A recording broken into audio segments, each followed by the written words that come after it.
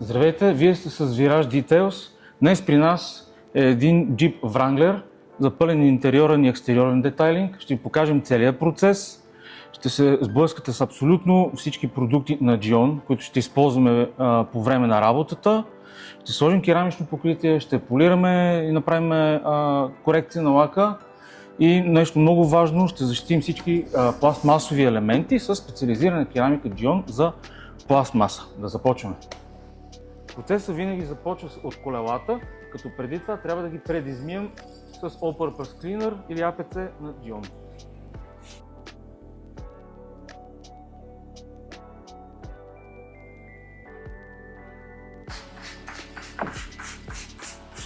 Ще използваме Gyeon Tire Cleaner, за да премахнем този отвратителен мазен стар дресинг на гумите, да ги почистим в дълбочина, за да може да ги подготвим после за дресинга на Gyeon.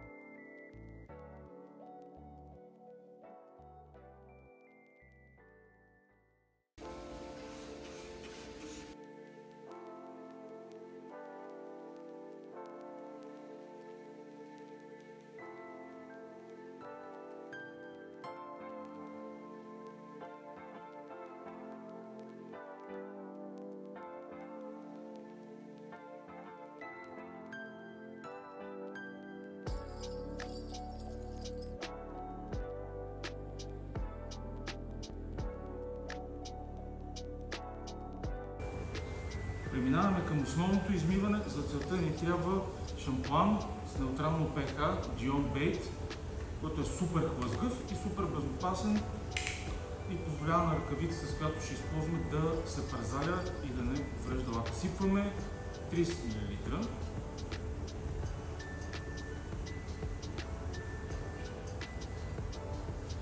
И продължаваме.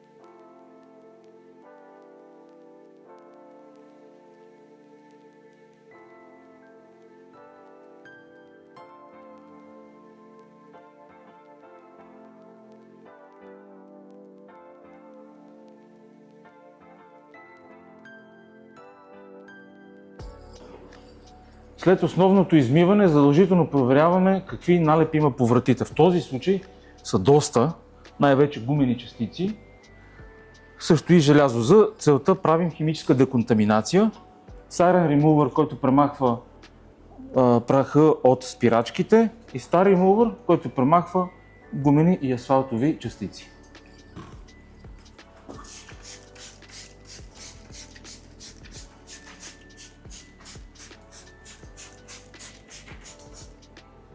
Това се прави, защото тази боя в случая е солидно черно, което е мека боя, и ако тръгнем да полираме с всичките тези частици върху тази боя, ще станат невероятни дефекти, холограми, хейзови и прочее. Затова прескачаме и клеиването, защото то доста ще нанесе дръскотини, които после се оправят, но хич не е лесно. Затова продължаваме и стар.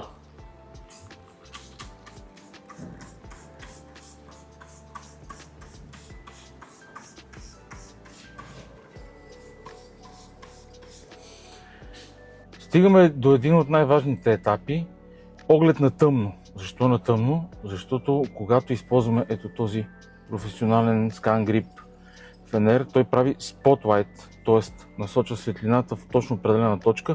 Така оглеждаме всеки един детайл по-отделно, от край до край, и виждаме абсолютно точно състоянието на колата. От пръв поглед се вижда, че е много зле, но все пак добре е да прегледаме абсолютно всичко на тъмно, за да видим наистина реалното състояние на колата, да видим, да преценим каква точно ще бъде корекцията. Боята е, както споменах малко по-рано, това е солидно черно. Солидно черното е, за който се е занимавал с това нещо, знае много добре, че това се кътва много лесно и се финишира почти невъзможно. Защо е така? Защото това е мека боя, която се поддава на не шлайфа, на кътване по-скоро. Поддава се на корекция на дръскотините, но дефектите, които създаваме с това, са много трудно отстраними, защото просто е изключително капризна. Лошо е състоянието. Сега отиваме да ви покажа как точно изглежда колата и какво смятам да направя с нея. Започваме отново. Ето виждате за какво става въпрос. Изключително много такива swirl marks, страшно много следи от неправилно измиване. 80, дори 90% от проблемите като тези се получават от неправилно измиване. Друг е въпросът колко неприятна за работа е тази кола, колко трудно се опазва всичко, като просто е много мека. Виждате вратата, тук вече нещата са, сега ще отдалеча малко, нещата са абсолютно трагични. Демонтирали сме дръжките, за да може да достигнем до ето това нещо, да може да се полира хубаво. Друг вариант в общи линии няма. Изключително много следи по рамката на вратата. Тук много често се пипа с ръце и когато колата е мръсна, всяко движение създава ето тези всичките дефекти. Има много неприятни корозии отвътре навън, но човека държи да си я ползва колата с ранните за един офроуд джип. Пластмасите избелели, калниците, т.е. по-скоро раздувките, избелели, те ще бъдат обработени с специализирана керамика за пластмаса. Продължаваме назад. Стоповете не се виждат много добре, но са и те в окаяно състояние. Демонтирали сме резервната гума, конзолата за резервната гума. Всичко това ще се почисти преди монтажа, но за да може да се полира ето тази зона, пак сме премахнали сме конзолата. Дръжката на задната врата, ужасяващо състояние. Минаваме от шофьорската страна, страшно много оксидации. Изобщо положението никак никак не е добро. Тези прагове ще бъдат полирани и ще се сложи защитно фолио, за да не се получават за в бъдеще тези щети. В ръба на прага буквално се е стигнало до тотално износване, което или пребоядисване, или защитно фолио, друг вариант няма. След 3 часа облепване с тиксо е време за измерване на лака. Това е много важна процедура, за да измерим с какво точно разполагаме за работа.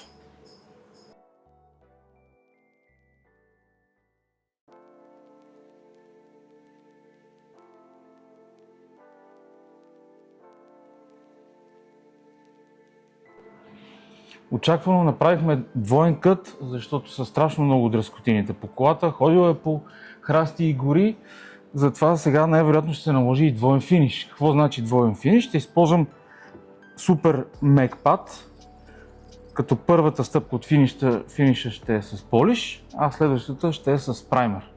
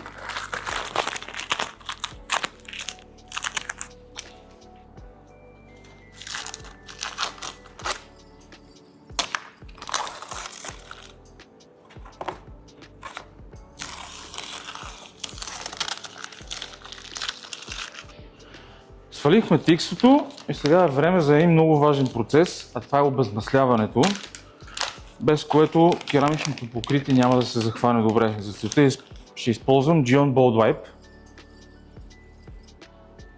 Така и преп. Преп е обезмаслител тип дегризър, по-скоро, с високо съдържание на изопропил. Той ще отстрани абсолютно всички остатъци от паста, омазнявания. Така. Бърши се докато не изчезне напълно. Не бива да остават мокри участъци. Трябва напълно да се изпари, за да сме сигурни, че няма никакви остатъци.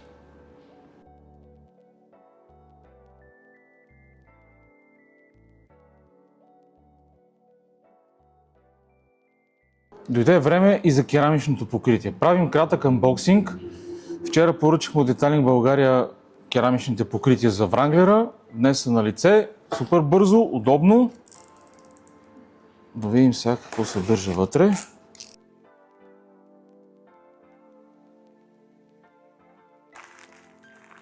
Обезопасено, опаковано. Така. Gyeon Moss White Box за боята и Gyeon Trim Evo за пластмасата. Започваме.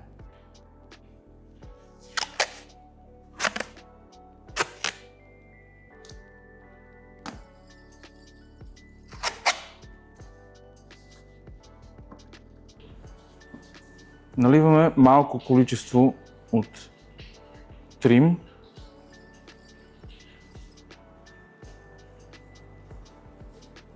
След като разнасяме равномерно.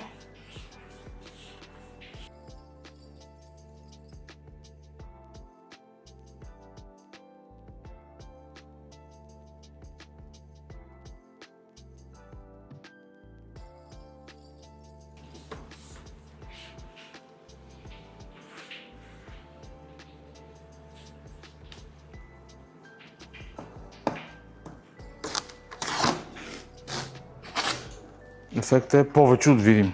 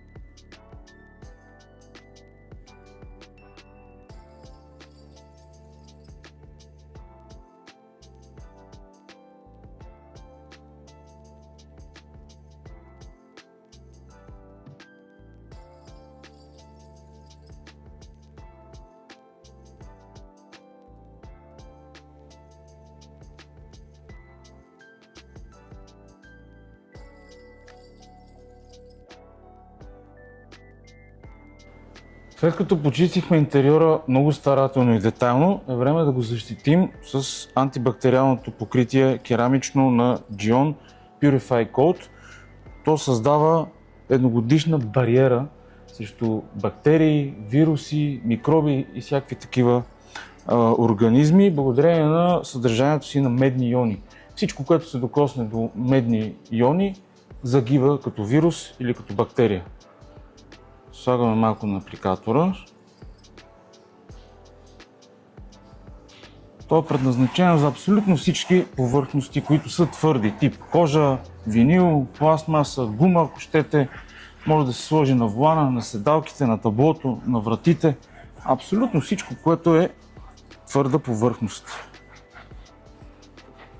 Оставя много добър, хубав матов финиш и най-приятното, което е, накрая оставя една повърхност, която е изключително мека и приятна на допир.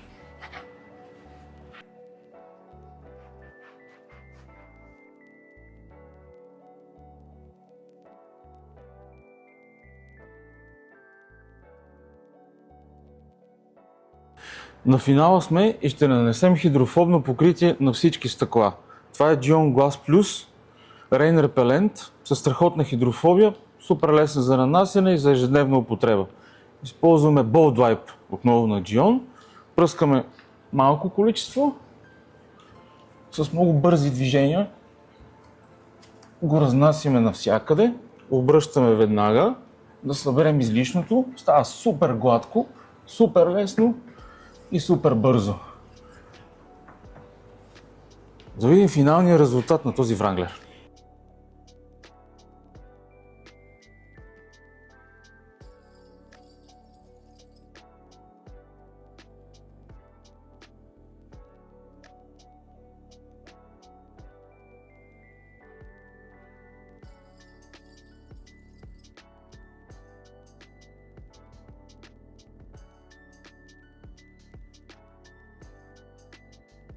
И така, 5 дни по-късно Wrangler е готов, напълно джионизиран, керамични покрития почти навсякъде. Изглежда зашеметяващо, по-добре от всякога. И ако искате да видите още подобни трансформации, абонирайте се за канала, последвайте ни в социалните мрежи и ще се видим скоро пак.